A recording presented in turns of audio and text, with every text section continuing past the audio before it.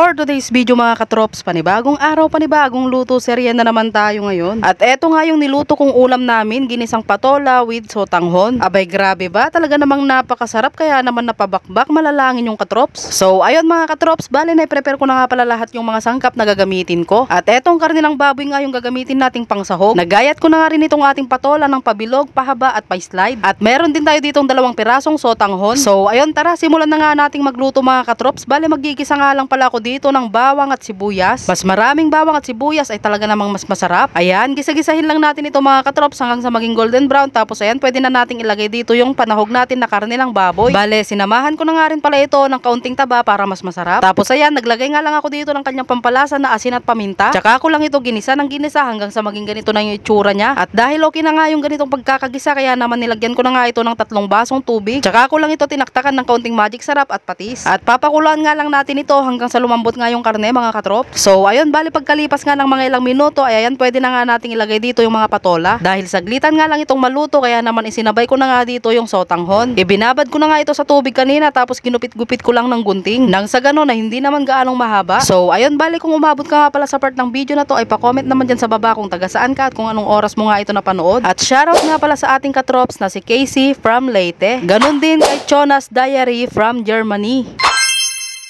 Ayan, shoutout sa inyo mga katrops. So ayun, bali sa pagkalipas nga ng mga ilang minuto mga katrops, ay ayan, luto na nga itong ating ginisang patola with sotanghon.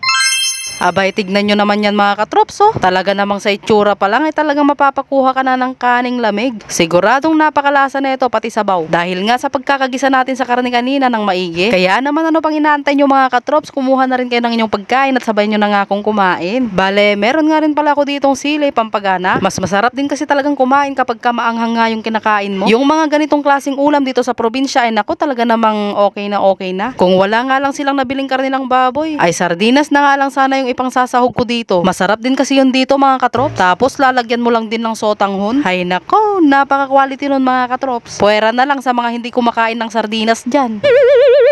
So ayun, bali sa mga katrops pala natin dyan na gustong magpa-shoutout, ay lagi nga lang kayong mag-like, comment and share sa aking mga video na ina-upload. At sa mga hindi nga nakakaalam, nag-upload nga po pala ako ng video sa aking YouTube channel, TikTok account at Facebook page. Kaya baka naman mga katrops, pakisuportahan na rin po. At gusto ko nga rin pasalamatan yung mga katrops natin dyan na laging nag-like, comment and share sa aking mga video na ina-upload. Abay, maraming salamat na thank you sa inyo mga katrops.